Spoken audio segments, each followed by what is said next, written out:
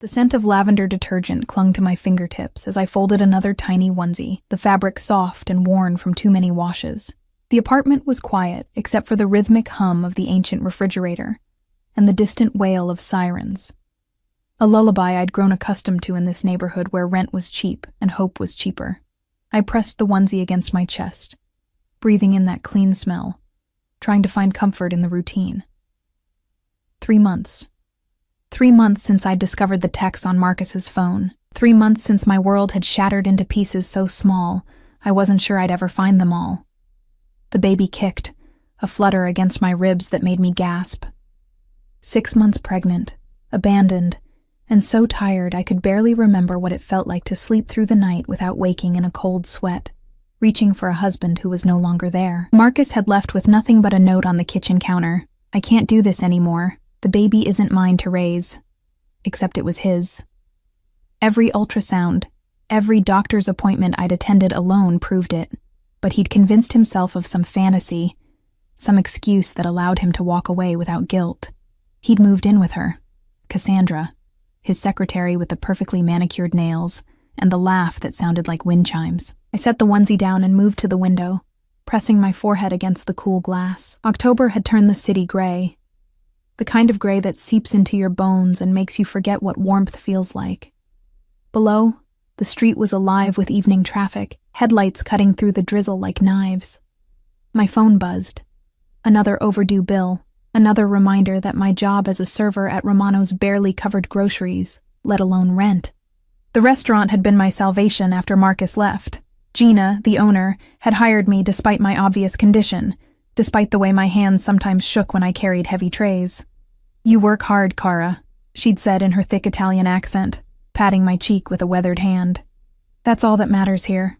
I grabbed my coat, a threadbare thing that had seen better years, and headed out into the damp evening. The bus ride to Romano's took 40 minutes, long enough for my feet to swell and my back to ache, but I couldn't afford the luxury of complaints. Romano's sat on the corner of 5th and Castellano, a remnant of old-world elegance in a neighborhood slowly being devoured by gentrification.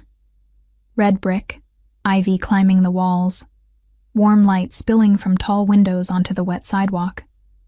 Inside, the scent of garlic and wine wrapped around me like an embrace. "Bella!" Gina emerged from the kitchen, her face flushed from the heat of the stoves. "You're early. Good. We have a special reservation tonight. Private dining room. Very important guest." Something in her voice made me pause. Gina was never nervous, never flustered. But tonight, her fingers twisted the towel in her hands, and her eyes darted toward the back of the restaurant. "Who is it?" I asked, hanging my coat on the rack. She leaned close, her breath smelling of espresso. "Lorenzo Valentini." The name meant nothing to me, but the way she whispered it, like a prayer or a curse, sent a chill down my spine. "He owns half the city," Gina continued, crossing herself. "Maybe more. His family, they have influence. You understand?" I didn't. Not really, but I nodded anyway. I needed this job too desperately to ask questions. "You serve him tonight," Gina said, smoothing down my apron. "Be polite. Be invisible. Don't speak unless spoken to. Be invisible." I'd been practicing that for months. The private dining room was at the back of the restaurant, accessed through a narrow hallway lined with photographs of the Italian coast. My shoes, cheap flats that pinched my toes, whispered against the hardwood floor. I could hear voices behind the heavy oak door, low and measured, the kind of voices that didn't need to rise to command attention. I knocked softly. "Entra." The voice was deep, textured like expensive whiskey, and it slid under my skin before I even turned the handle. The room was dimly lit, candles flickering on a table set for 4. 3 men in dark suits stood near the window, their conversation pausing as I entered. But it was the man seated at the head of the table who stole the breath from my lungs. Lorenzo Valentini. Even sitting, I could tell he was tall, broad-shouldered beneath a suit that probably cost more than my entire year's rent. Dark hair, perfectly styled, touched with silver at the temples. His face was all sharp angles, strong jaw, high cheekbones, a nose that looked like it had been broken once and healed even more striking, but it was his eyes that pinned me in place. Gray, cold as winter steel, and just as unforgiving. He didn't smile, didn't acknowledge me beyond a single assessing glance that traveled from my face down to my swollen belly and back up again. I felt naked under that gaze, every flaw and failure exposed. Your name. Not a question. A command. My throat was dry. Elena. Elena Morrison. Elena. He repeated it slowly, tasting each syllable. You're new. 3 months, sir. One of the men by the window, shorter, stockier, with a scar bisecting his left eyebrow, stepped forward. Boss, we should... Lorenzo raised one hand, a subtle gesture, but the man fell silent immediately. That's when I understood. This wasn't just wealth. This was power, the kind that didn't need to announce itself. Leave us, Lorenzo said, still looking at me. The 3 men exchanged glances but obeyed without question, filing past me with the efficient silence of well-trained dogs. The door clicked shut, and suddenly the room felt smaller, the air thicker. You're pregnant. Again, not a question. Yes, sir. My hand instinctively moved to my belly, a protective gesture I couldn't suppress. Where is the father?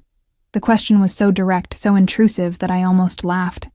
Instead, I felt tears prick my eyes, another humiliation I couldn't afford. Gone, I whispered. Something flickered across his face. Not pity, something darker, more complex.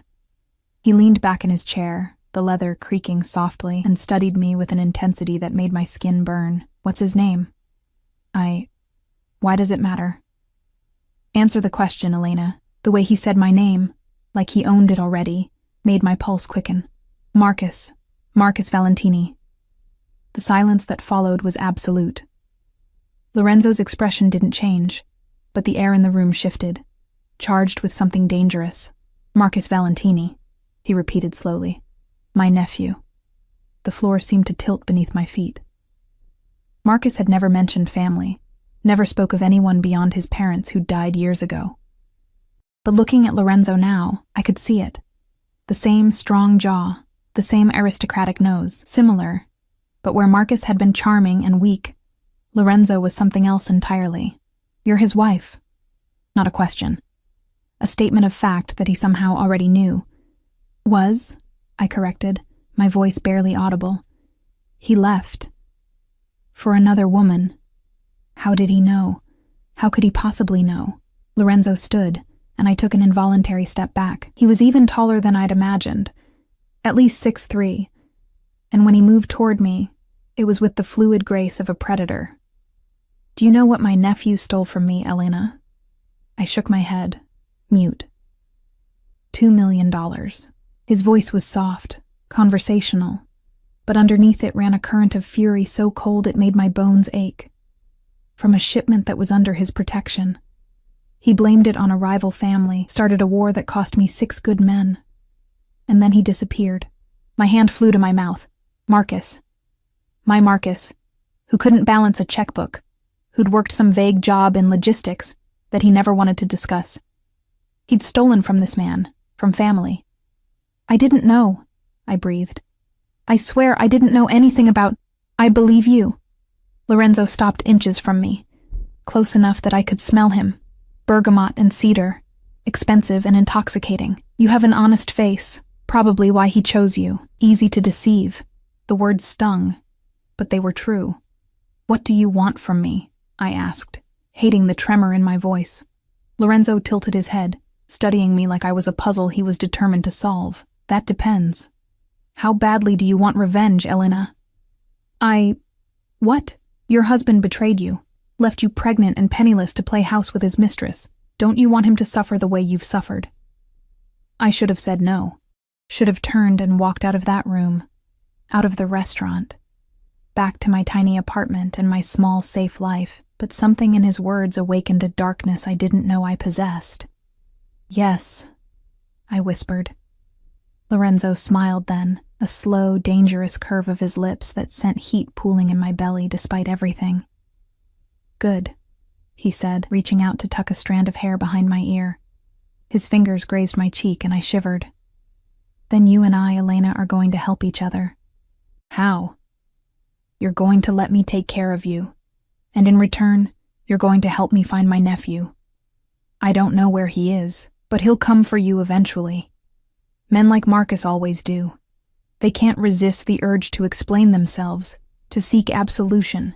His thumb brushed my lower lip, and my breath caught, and when he does, I'll be waiting. This was insane. Dangerous. Everything about Lorenzo Valentini screamed threat, from the cold calculation in his eyes to the barely leashed violence in the set of his shoulders. But I was drowning, and he was offering me a lifeline, even if that lifeline was made of razors. What do you mean, take care of me?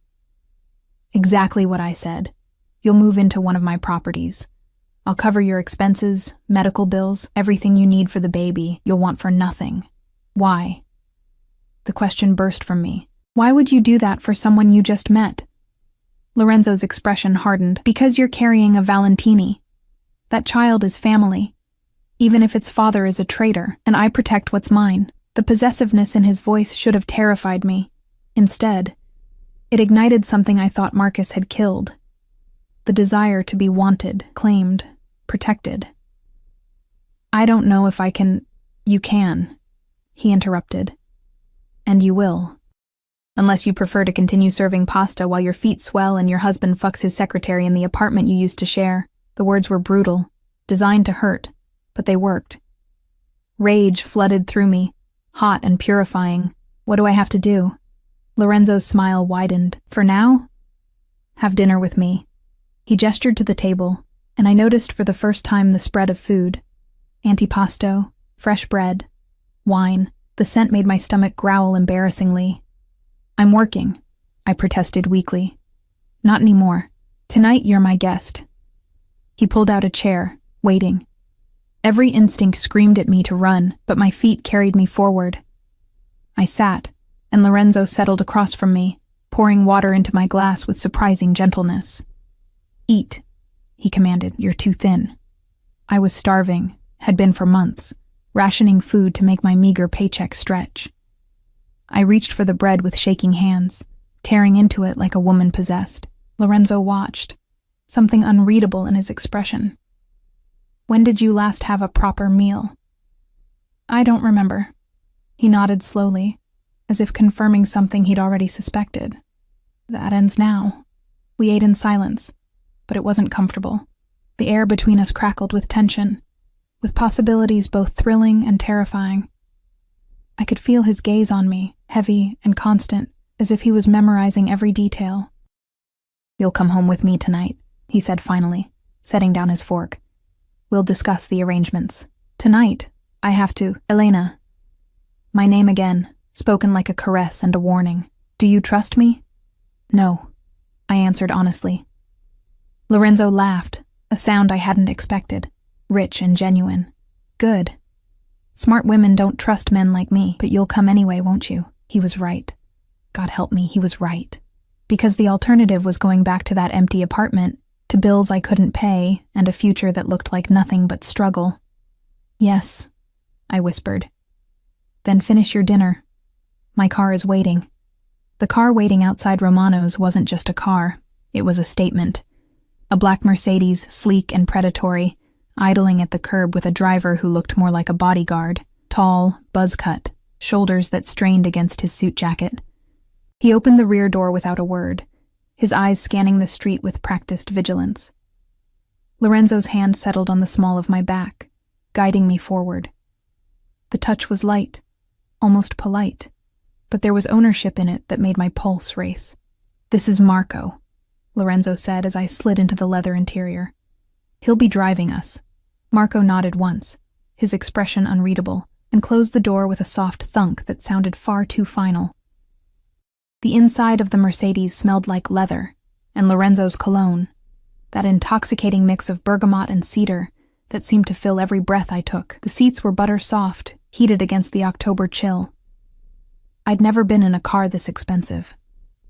Marcus had driven a 10-year-old Honda with a broken air conditioner. Lorenzo settled beside me, not touching, but close enough that I could feel the heat radiating from his body. He pulled out his phone, one of 3 I noticed in his jacket, and began typing with efficient precision. Where are we going? I asked, trying to keep my voice steady. Somewhere safe. He didn't look up from his screen. I have a property in Blackwood Heights. secure, private. You'll have your own space. Blackwood Heights. I'd seen it from the highway, towers of glass and steel where the truly wealthy lived, so far removed from my world they might as well have been on another planet. I can't just leave everything, I protested weakly. My apartment, my things. What things? Lorenzo's gaze finally lifted, pinning me. The furniture that came with the unit, the clothes you've worn threadbare? Tell me, Elena. What in that apartment is worth keeping? Nothing. The answer was nothing, and we both knew it. Everything that had mattered, the life I'd built with Marcus, the future I'd imagined, was already gone. My photos, I whispered, from before. Something softened in Lorenzo's expression, so brief I almost missed it. Marco will collect them tomorrow, along with anything else you want. For tonight you have everything you need. The car glided through the city streets, and I watched my neighborhood disappear in the rearview mirror. The flickering streetlights, the corner store where I bought discounted bread, the bus stop where I'd waited in rain and snow. Part of me felt like I was betraying something by leaving so easily. But a larger part felt nothing but relief. "Why are you really doing this?" I asked, turning to face Lorenzo. He pocketed his phone and gave me his full attention. In the dim light of the car, his features were even more striking. Shadows pooling beneath his cheekbones, his gray eyes almost luminous. "I told you, the child is family. That's not all of it." A smile ghosted across his lips. "No, it's not." He leaned forward slightly, close enough that I could see the fine lines at the corners of his eyes. "The truth is, Elena, I hate being stolen from, and Marcus didn't just take my money. He took my trust, betrayed the family name. That's a debt that requires payment, and I'm what? Collateral?"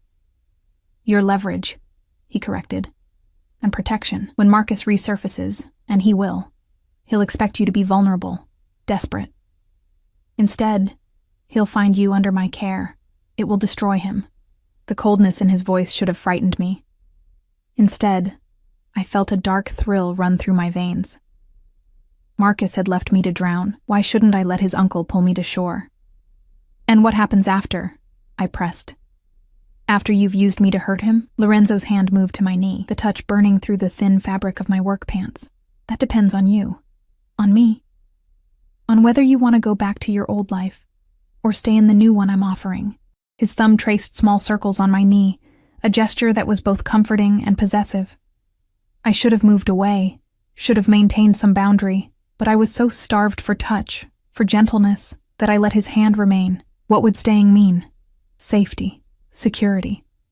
Everything you need for that baby. His gaze dropped to my belly, and perhaps more, if you're brave enough. The implication hung between us, dangerous and intoxicating.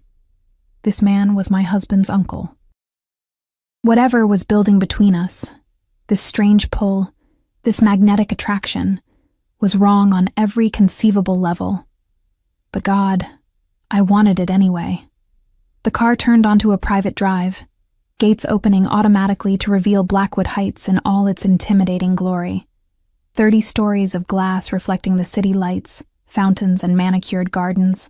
A doorman in a uniform that probably cost more than my monthly salary. "Penthouse," Lorenzo said as Marco opened the door. "Top floor. You'll have privacy there." The lobby was all marble and gold. Contemporary art on the walls that I didn't understand but knew was expensive. Residents passed through. Women in designer clothes, men with Rolex watches, all averting their eyes when they saw Lorenzo. Not out of disrespect, but out of fear. The elevator ride was silent, except for the soft jazz playing through hidden speakers. Lorenzo stood close enough that our shoulders brushed, and I found myself hyper-aware of every breath, every small movement. The doors opened directly into the penthouse. I stepped out and felt my jaw drop. Floor-to-ceiling windows overlooked the entire city, a sea of lights stretching to the horizon. The space was enormous. Open-concept living area with furniture that looked like it belonged in a museum, a kitchen with appliances I didn't know the names for, hallways leading to God knew how many rooms. "The master suite is through there," Lorenzo indicated a hallway to the left. "Guest rooms down the opposite corridor. You'll take the second door on the right.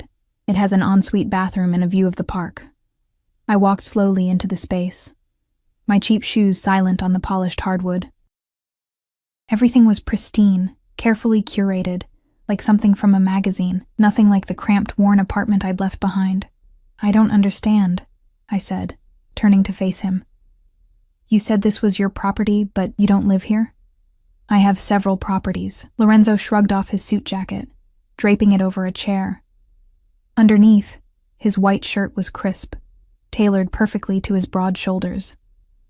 "I stay where business requires. Tonight, I'm staying here." My stomach tightened. "Here? In this apartment? Is that a problem?" "Yes." "No, I didn't know anymore. Everything was happening too fast, the ground shifting beneath my feet faster than I could find balance. I thought you meant I'd have privacy." "You will. I don't enter rooms without invitation."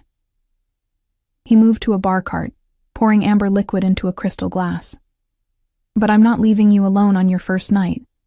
You're in shock, whether you realize it or not. Processing trauma. Women in your condition need monitoring." "I'm not in shock," I protested, but my hands were shaking. Lorenzo crossed to me in 3 strides, capturing my trembling hands in his. His grip was warm, steady, and I hated how much comfort I drew from it. "Elena." His voice was gentler now, the command replaced with something almost tender. "When did you last feel safe?" The question broke something inside me. Tears spilled down my cheeks before I could stop them, and suddenly I was sobbing, great, heaving gasps that shook my entire body. All the fear, the loneliness, the bone-deep exhaustion I'd been carrying for months erupted at once. Lorenzo pulled me against his chest, one hand cradling the back of my head while the other wrapped around my waist, careful of my belly. He didn't speak, didn't offer empty platitudes. He just held me while I fell apart, his heartbeat steady against my ear. "I'm sorry," I gasped when I could finally breathe again. "I don't know why I—" "Don't apologize." His lips brushed my temple, sending sparks down my spine. "You've earned the right to break." I pulled back slightly, just enough to look up at him. His gray eyes were softer now, storm clouds instead of steel. There was something in his expression I couldn't name, something that looked almost like pain.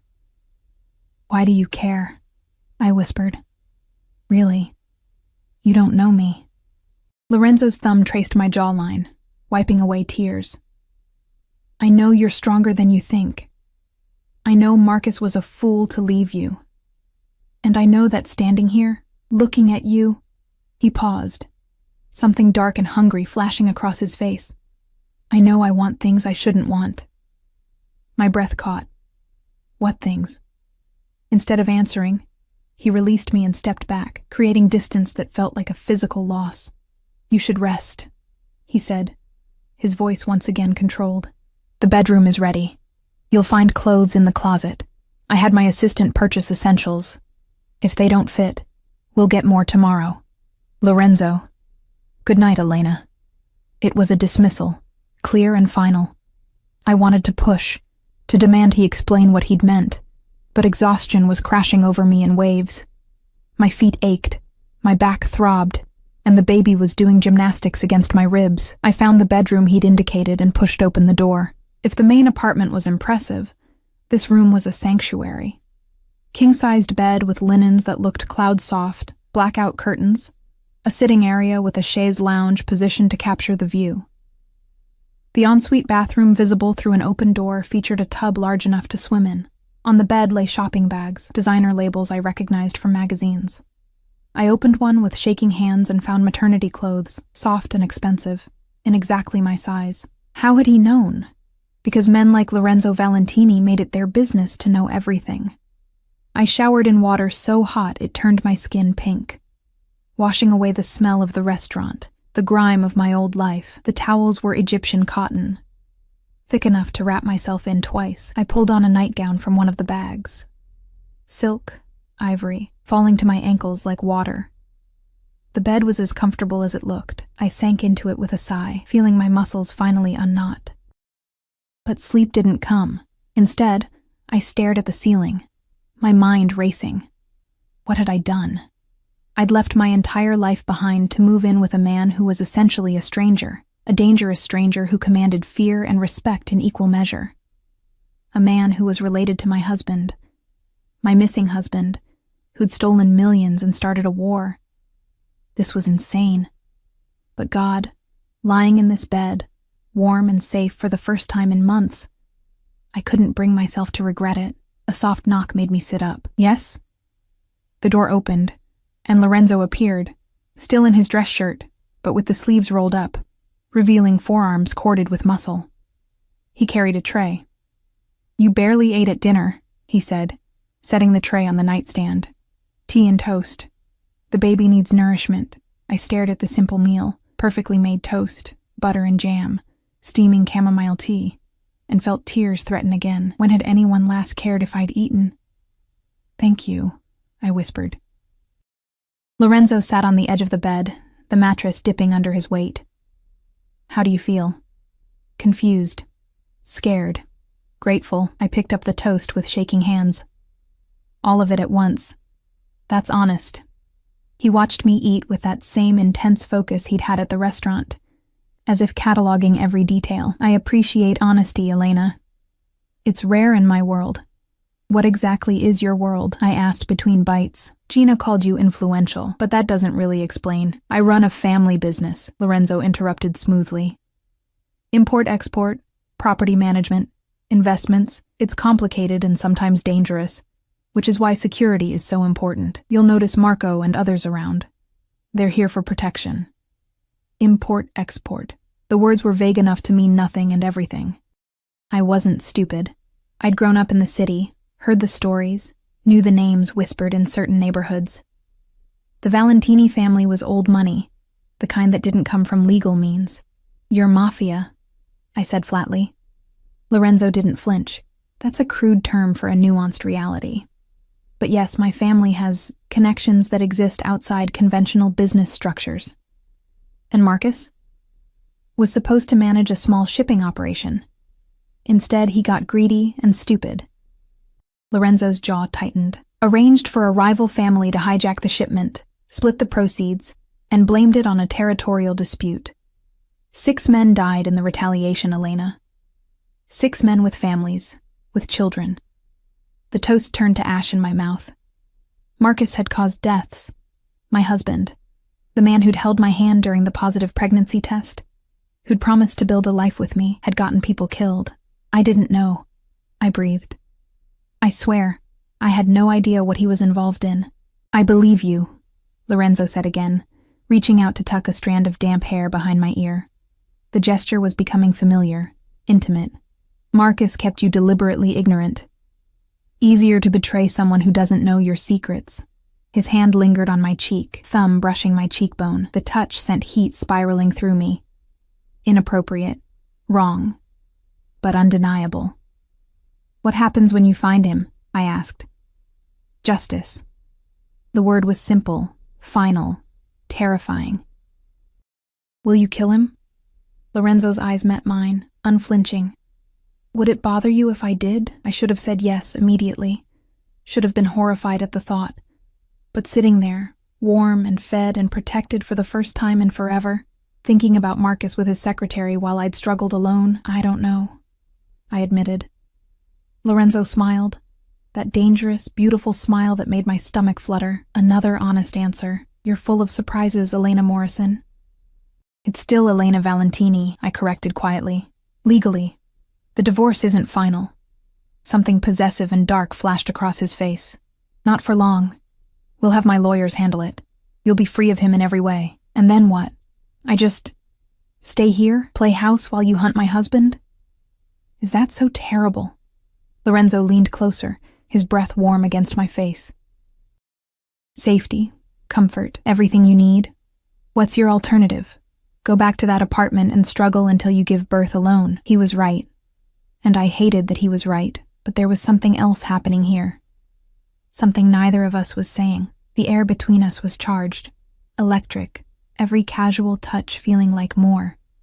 "This isn't normal," I whispered. "The way you're looking at me, the way you touch me. It's not just about protecting family." Lorenzo's hand moved to my neck, thumb pressing against my racing pulse. No, it's not. Then what is it? Dangerous, he murmured, his face inches from mine. Forbidden. Everything we both know we shouldn't want. My heart hammered against my ribs. Lorenzo. Sleep, Elena. He pulled back abruptly, standing. Tomorrow we'll discuss the practical arrangements. Tonight just rest. He was gone before I could respond, the door clicking shut behind him. I lay back against the pillows, my body thrumming with tension and confusion, and something that felt dangerously like desire. The baby kicked, as if reminding me of reality. I was pregnant with his nephew's child, living in his apartment, caught in a web I didn't fully understand. But as I finally drifted toward sleep, warm and safe for the first time in months, I couldn't bring myself to regret the choice I'd made, even if it destroyed me. Sunlight woke me. Real sunlight. Not the dim gray that filtered through my old apartment's single grimy window. I blinked awake slowly, disoriented by the unfamiliar ceiling, the soft sheets, the silence broken only by the distant hum of the city far below. For a moment, I forgot where I was. Then it all came rushing back. Lorenzo, the Mercedes, this penthouse that felt more like a dream than reality. I sat up carefully, my hand automatically moving to my belly. The baby was quiet this morning, probably still sleeping, 6 months along, and already I could tell when she was active versus resting. I'd started thinking of the baby as a girl, though I had no way of knowing for sure. I'd skipped the anatomy scan, unable to afford it without insurance. A soft knock interrupted my thoughts. "Come in," I called, expecting Lorenzo. Instead, a woman entered, mid-50s, gray hair pulled into a neat bun, wearing a simple black dress and sensible shoes. She carried a tray laden with breakfast that made my mouth water. "Good morning, Mrs. Valentini," she said with a warm smile. "I'm Maria, Mr. Valentini's housekeeper. He asked me to bring you breakfast and help you get settled." Mrs. Valentini. The name felt strange, wrong somehow, even though it was legally mine. "Please call me Elena," I said, watching as Maria set the tray across my lap. Scrambled eggs, fresh fruit, toast with real butter, orange juice, and, I nearly wept, bacon. "This is too much. Mr. Valentini was very specific about your nutrition." Maria fussed with the napkin, her eyes dropping to my belly with maternal warmth. "He said you're eating for 2 and haven't been properly fed. When's the baby due?" "Late January," I answered, reaching for the fork with shaking hands. "I think. I haven't. The doctor's appointments have been difficult to manage." Something flickered across Maria's face. Pity, understanding. "Well, that changes now, Mr. Valentini has already arranged for Dr. Castellano to see you this afternoon. Best obstetrician in the city." I froze mid-bite. "This afternoon? At 3 o'clock. Marco will drive you."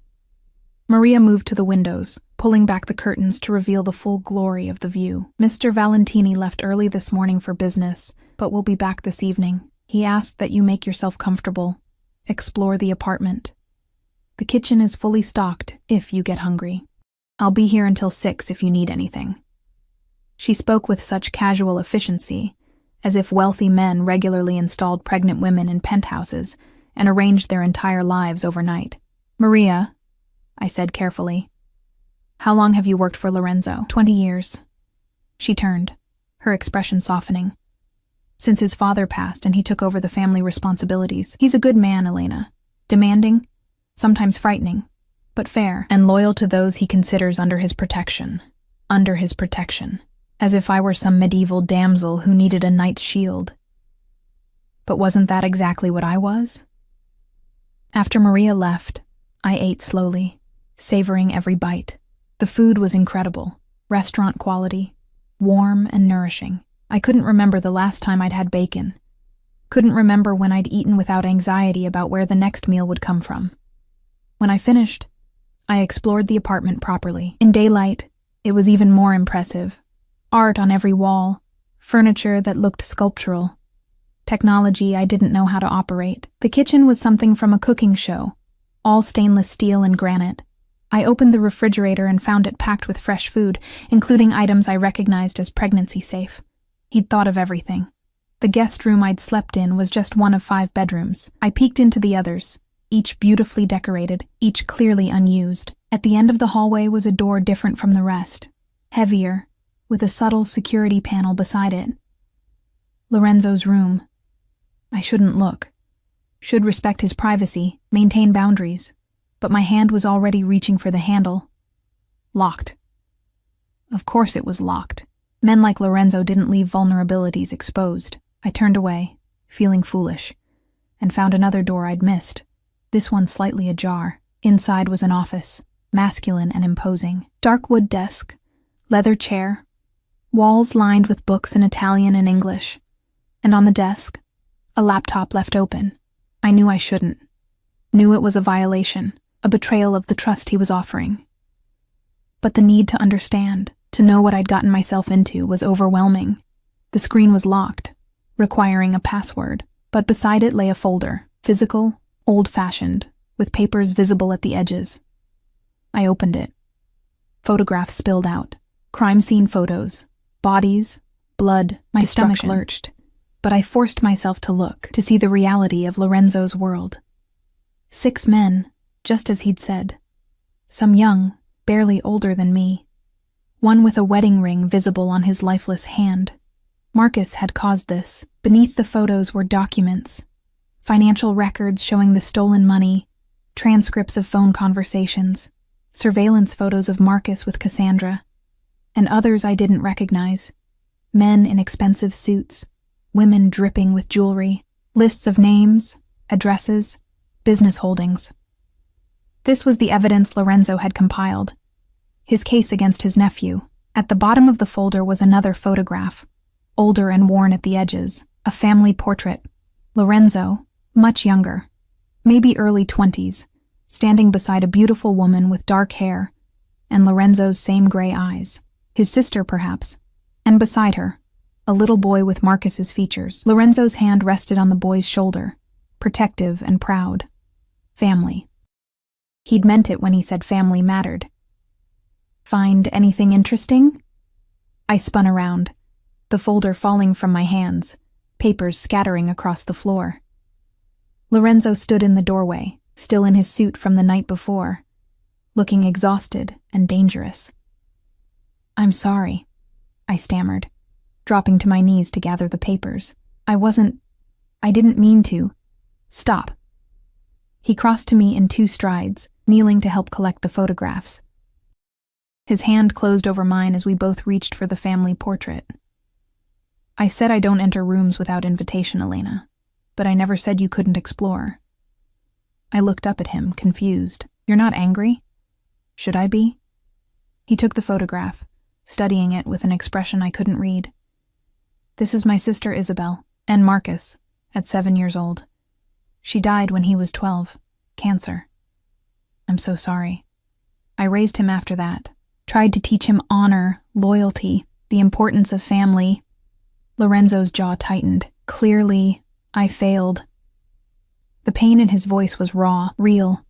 This wasn't just about money or respect, this was personal betrayal of the deepest kind. He was her only child, Lorenzo continued quietly, which makes him my only nephew and makes your baby. He looked at my belly, something complex flickering across his face. My great niece or nephew, the only family I have left, understanding dawned. This wasn't just about revenge or leverage. Lorenzo had lost his sister, and now he was losing her son too. The baby I carried was the last thread connecting him to the family he'd loved. What was she like? I asked softly. Isabel? Lorenzo smiled, the expression transforming his face. Fierce. Beautiful. She had a laugh that could light up a room, and she loved Marcus more than anything. He set the photograph down carefully. She made me promise before she died that I'd always protect him, take care of him. And now he's forced you to break that promise. Yes. The word was heavy with grief and rage. But I won't break the promise to protect what remains of her legacy, which means you and the baby are under my care, Elena. Permanently, if necessary. The intensity of his gaze made my breath catch. We were still kneeling on the floor, surrounded by evidence of violence and betrayal, closer than we should be. Why does it feel like more than duty? I whispered. Lorenzo's hand came up to cup my face, his thumb tracing my lower lip. Because it is more than duty. From the moment you walked into that dining room, something in me recognized something in you. What? Survival. Strength hiding beneath vulnerability. The same darkness I carry. He leaned closer, his breath warm against my lips. You should run from me, Elena. I'm not a good man. I've done terrible things, will do more terrible things, but I look at you, and I want. The intercom buzzed, shattering the moment. Lorenzo pulled back sharply, rising to his feet with fluid grace. Yes? His voice was clipped, controlled.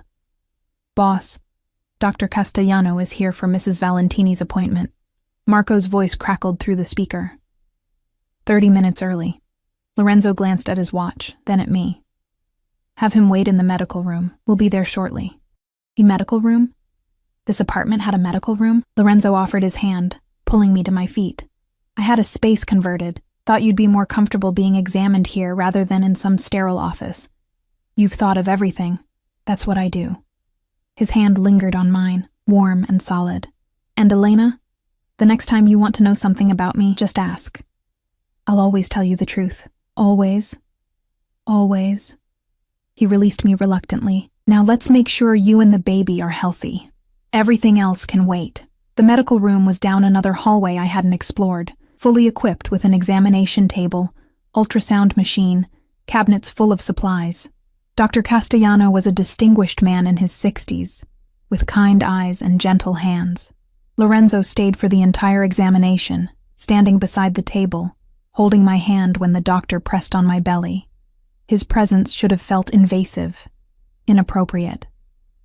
Instead, it felt right, like having someone in my corner after so long alone. The baby is healthy, Dr. Castellano announced, smiling at the ultrasound screen. Strong heartbeat, good size, positioned well.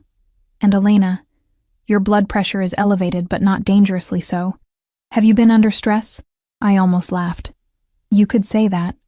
Well, it should improve now. The doctor looked at Lorenzo meaningfully.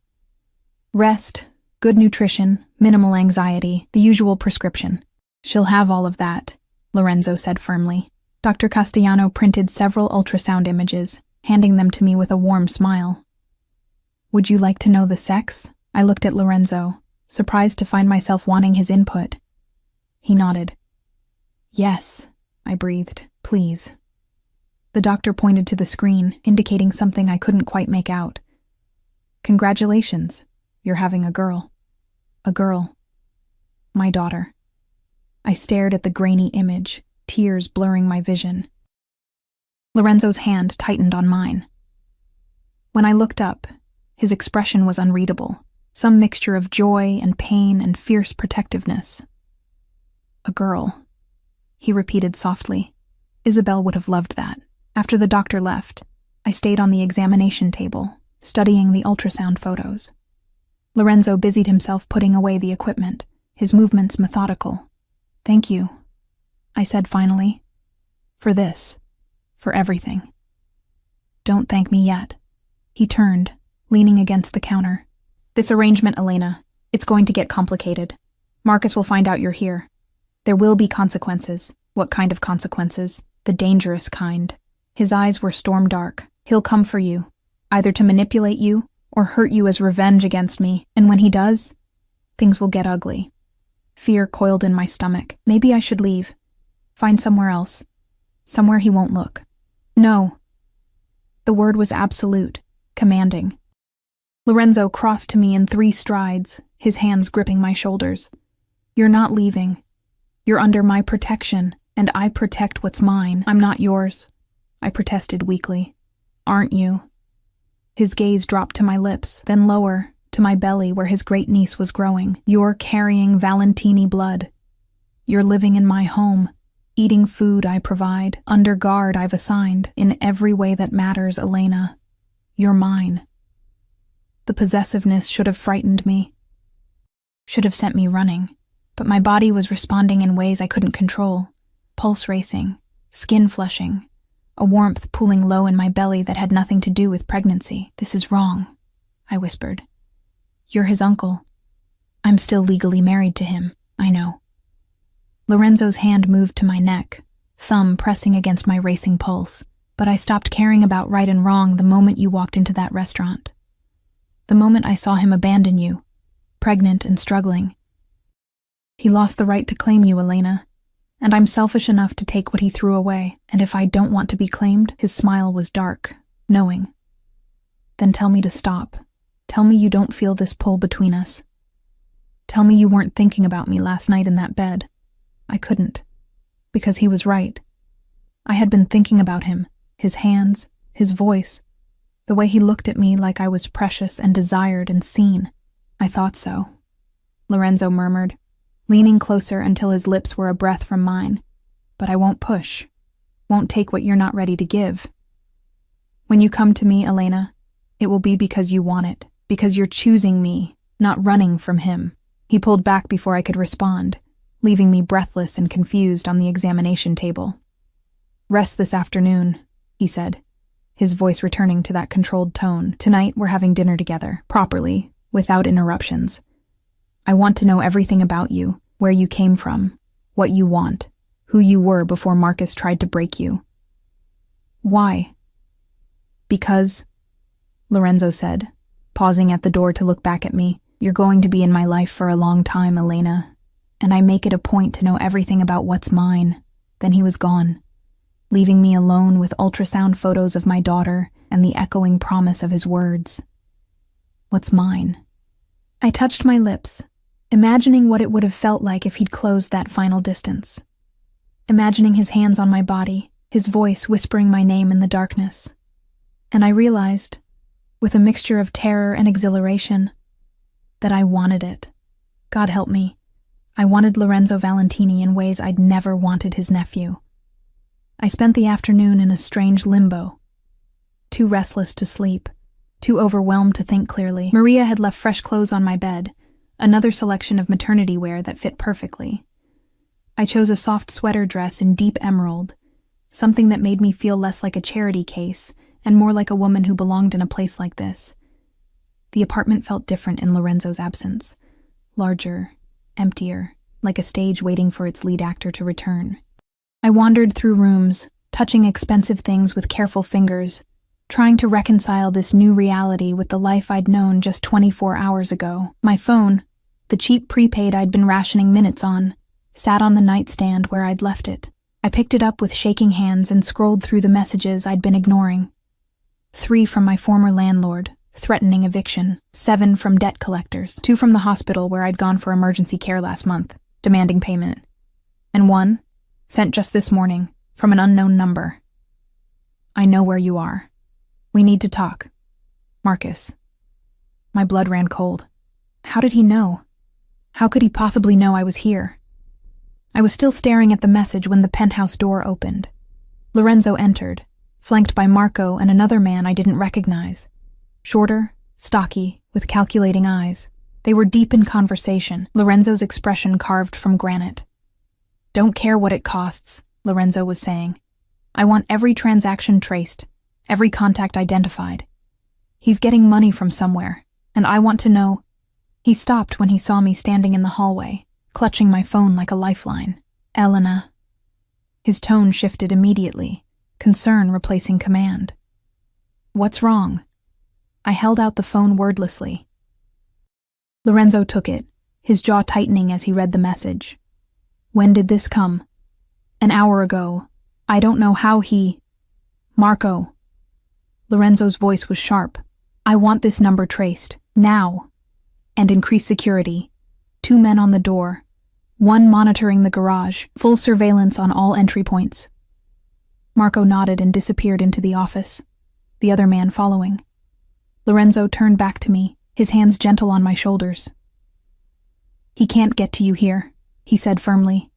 "This building has security that most government facilities would envy, but the fact that he knows you're here means someone talked, which means we have a leak. Maybe I should leave," I said, hating the tremor in my voice. "Go somewhere he won't think to look." "No." Lorenzo's grip tightened. "Running makes you vulnerable. Here, You're protected, and Elena.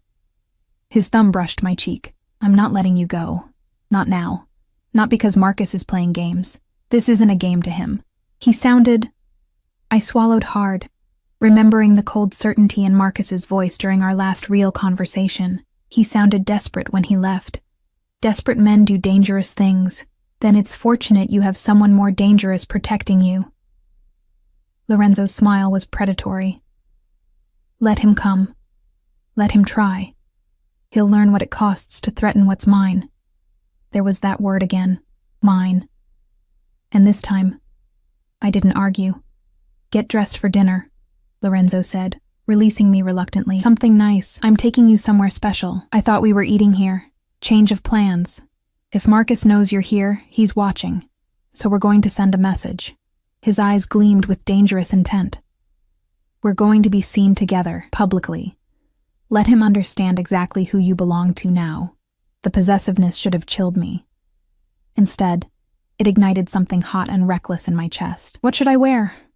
Lorenzo's gaze traveled down my body slowly, appreciatively. There's a black dress in the closet, third door. Wear that.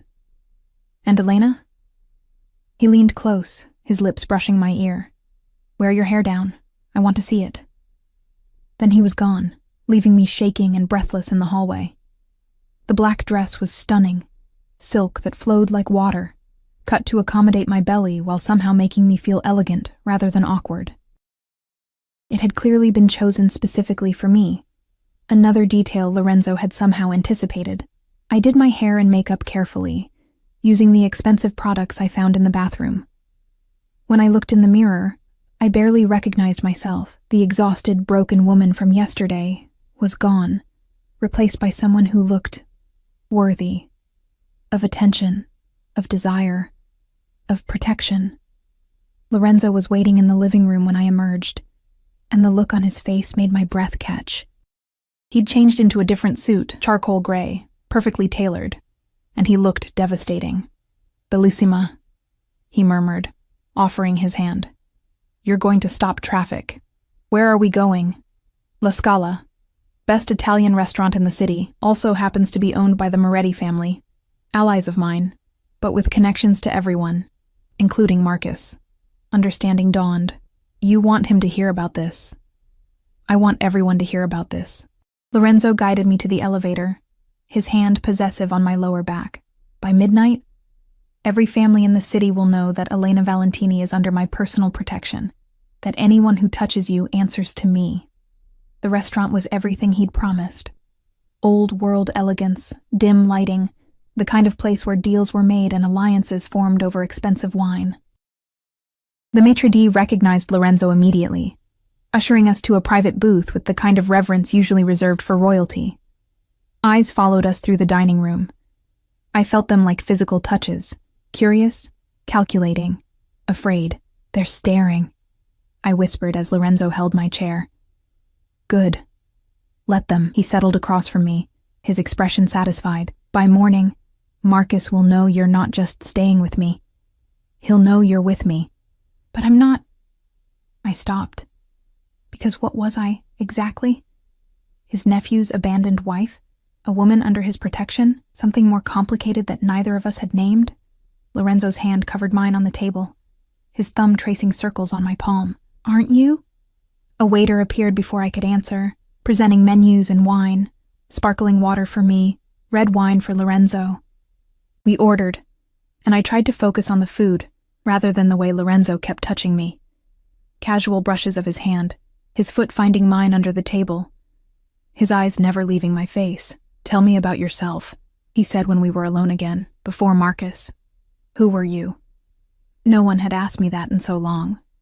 Marcus certainly hadn't cared. Nobody special, I said quietly. Grew up in foster care, aged out at 18. Worked my way through community college but never finished. Met Marcus at a coffee shop where I was working. He seemed safe, stable, everything I'd never had. And he made you feel seen. Yes. The word was barely audible. For the first time in my life, someone chose me. Or I thought he did. Lorenzo's jaw tightened. He saw vulnerability and exploited it.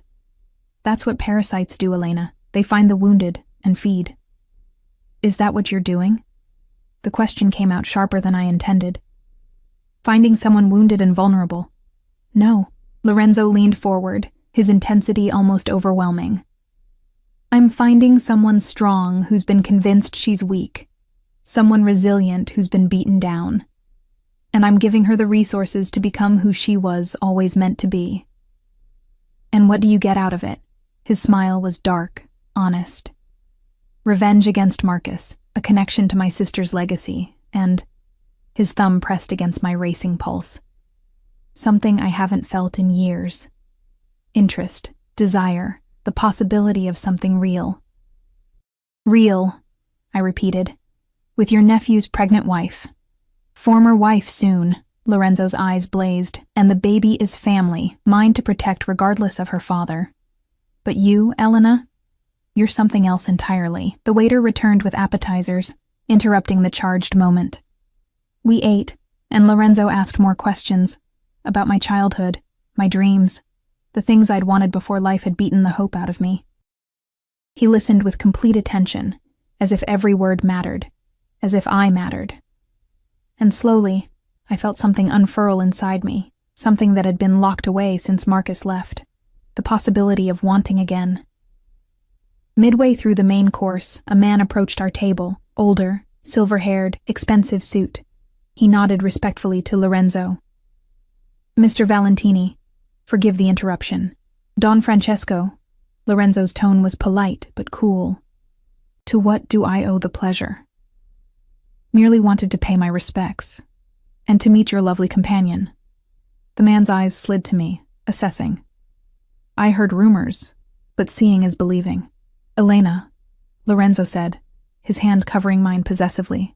This is Don Francesco Moretti, an old friend of the family. Pleasure, I managed, though the weight of the old man's scrutiny made my skin crawl. Marcus's wife, yes? Don Francesco's smile didn't reach his eyes. How unexpected, and how complicated. Not complicated at all, Lorenzo said smoothly. Elena is under my protection. I trust that information will spread appropriately. Of course. Don Francesco bowed slightly. Enjoy your evening. He retreated, but I could feel conversations rippling through the restaurant. Whispers, glances, speculation. He'll tell Marcus, I said quietly. Yes. Lorenzo lifted my hand to his lips, pressing a kiss to my knuckles that made my stomach flip. Within the hour, and Marcus will understand that you're no longer his to claim or hurt.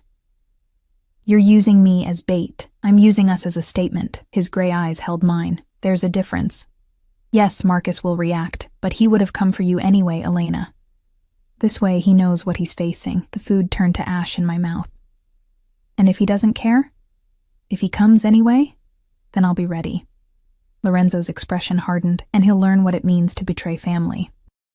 We finished dinner in relative silence, the air between us thick with tension and unspoken promises. When Lorenzo helped me into my coat, his hands lingered on my shoulders, and I felt the heat of him through the fabric. The ride home was quiet, Marco navigating through city streets while Lorenzo made calls in rapid Italian. I caught words here and there. Familia, protezione, vendetta, protection, vengeance, family. Back at the penthouse, Lorenzo dismissed Marco with instructions for overnight security. We stood in the living room, the city lights glittering beyond the windows, and suddenly the air felt too thick to breathe. You're afraid, Lorenzo observed, moving closer. Shouldn't I be? You've just painted a target on my back. The target was already there. His hands framed my face, thumbs brushing my cheekbones. I've just made it clear who stands in the way. And what if... My voice broke. What if he hurts you because of me? Lorenzo's laugh was low, dangerous. Elena. Sweet, innocent Elena. I've survived 3 assassination attempts, a war with the Russian Bratva, and a federal investigation that should have put me away for life. Marcus is a child playing at gangster. He doesn't have the skill or the balls to hurt me. Then why do you look worried? Because he did. Beneath the confidence, there was something else. Concern. Fear, even, though he'd never admit it. Because, Lorenzo said slowly, I'm starting to care what happens to you. and caring creates vulnerability. My breath caught. Lorenzo. I know it's too fast. I know it's inappropriate and wrong and complicated. His forehead pressed against mine, his breath mingling with my breath. But I look at you, and I see something I thought I'd lost when Isabel died. Hope. The possibility of family that isn't built on blood and violence. I'm pregnant with your nephew's child. You're carrying my great-niece, a little girl who will grow up knowing she's loved and protected, regardless of who her father is. His hand moved to my belly, splaying across the curve. And you're a woman who deserves better than what she's been given. Tears spilled down my cheeks. I don't know how to do this, how to be here, with you, feeling these things. Then let me show you. Lorenzo's lips brushed my temple. Featherlight. One day at a time, Elena. No pressure. No expectations. Just let me take care of you. Let me prove that not all Valentini men are worthless. I should have said no. Should have maintained boundaries, protected my heart. But I was so tired of being strong alone, so desperate for someone to share the weight. Okay, I whispered. Lorenzo pulled back just enough to look at me, his eyes searching mine. Okay? One day at a time. I managed a watery smile. But Lorenzo, if Marcus comes, if this gets dangerous, I'll protect you. His voice was iron and velvet. With everything I have, everything I am. You have my word, Elena. And a Valentini's word is sacred. He kissed my forehead then, gentle and chaste, before stepping back. Go to bed, he said softly. You need rest. Tomorrow, we'll start making plans. What kind of plans? The kind that ensure you and the baby are safe. And the kind that make Marcus regret every decision that led him here. Lorenzo's smile was sharp enough to cut. Sleep well, Cara. Tomorrow, everything changes. I went to bed, but sleep was impossible. I lay in the darkness, one hand on my belly where my daughter grew, the other clutching the ultrasound photos. Everything had changed. In less than 2 days, my entire world had shifted on its axis.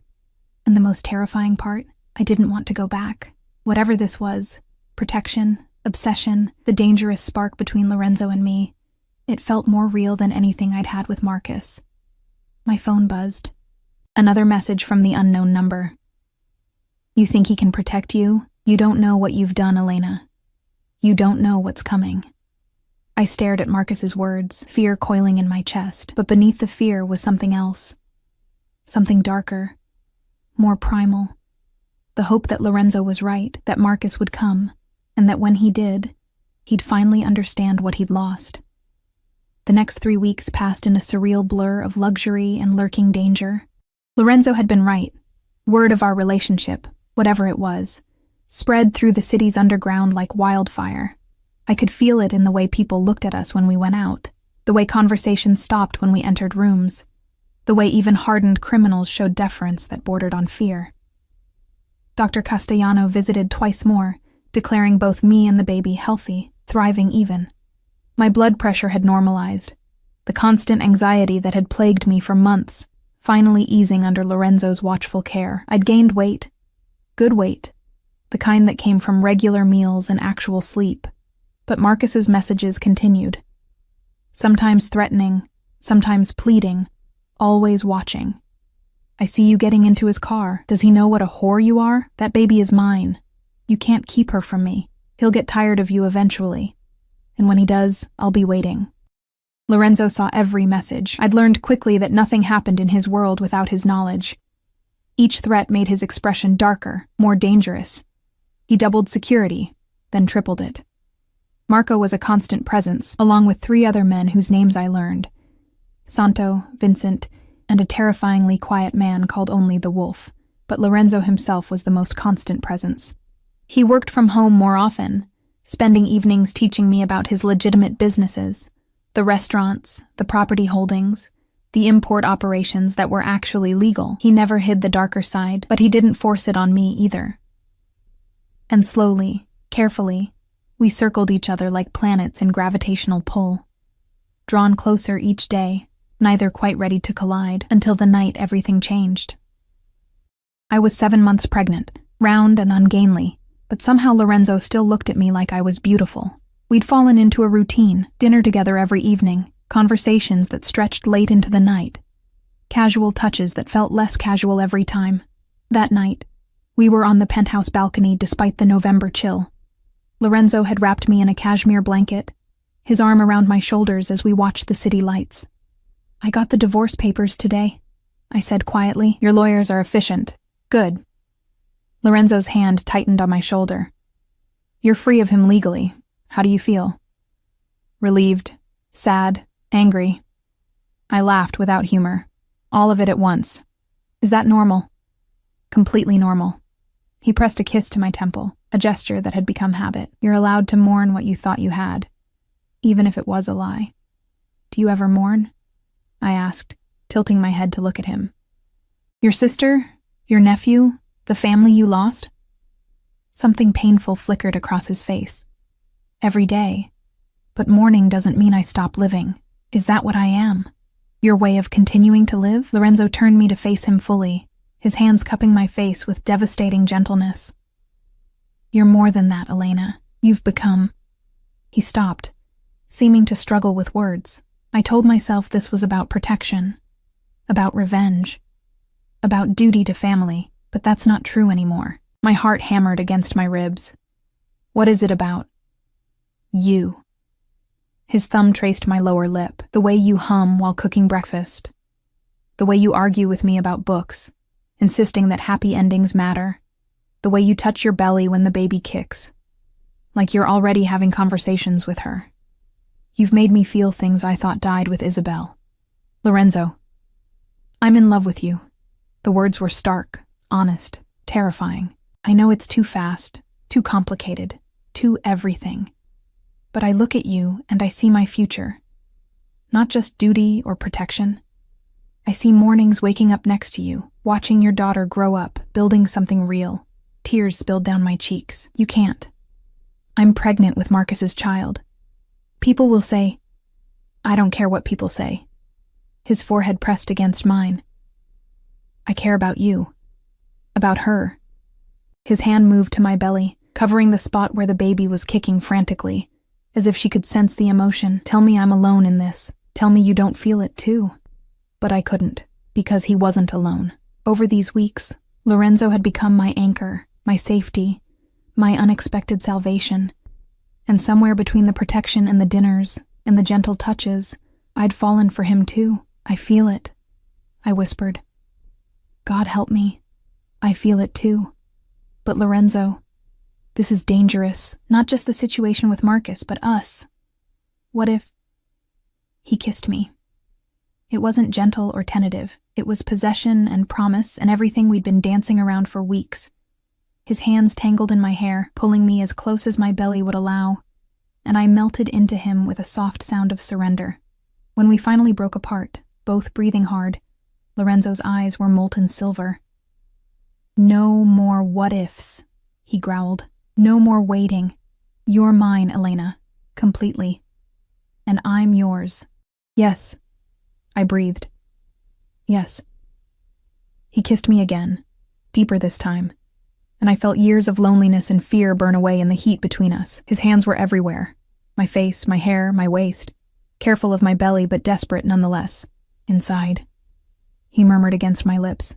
"I need you inside." We stumbled into the apartment, shedding the blanket, Lorenzo's jacket. He guided me to his bedroom, the one I'd never entered, and I had a moment to register dark walls, a massive bed, before he was kissing me again. "Tell me if I hurt you," he said, lowering me to the bed with careful strength. "Tell me if it's too much." "It's not too much." I pulled him down, needing his weight, his heat. "It's not enough." What followed was slow and reverent and overwhelming. Lorenzo worshipped every inch of my body, murmuring in Italian, his hands gentle on my swollen belly, while his mouth drove me mad. He made me feel desired, cherished, claimed in ways Marcus never had. Afterward, I lay wrapped in his arms, my back to his chest, his hand splayed possessively across my stomach. "I love you," he said again, his voice rough. "Whatever comes next, whatever happens with Marcus, you need to know that. I love you too. The words felt momentous, a point of no return. Is that crazy? Loving my husband's uncle? Former husband, Lorenzo corrected. And yes, it's crazy. We're crazy, but I don't care. I was about to respond when my phone buzzed on the nightstand. Lorenzo reached for it, his expression darkening as he read the screen. What? I asked, fear creeping in. Marcus. Lorenzo's voice was ice. He's here, in the building. I sat up, clutching the sheet. That's impossible. Security, he's not alone. Lorenzo was already moving, pulling on clothes with efficient speed. He's got help. Professional help. He grabbed his phone, barking orders in Italian. Stay here. Lock the door. Don't open it for anyone but me. Lorenzo, no. He kissed me hard and fast. I love you. Remember that. Then he was gone, the door slamming behind him.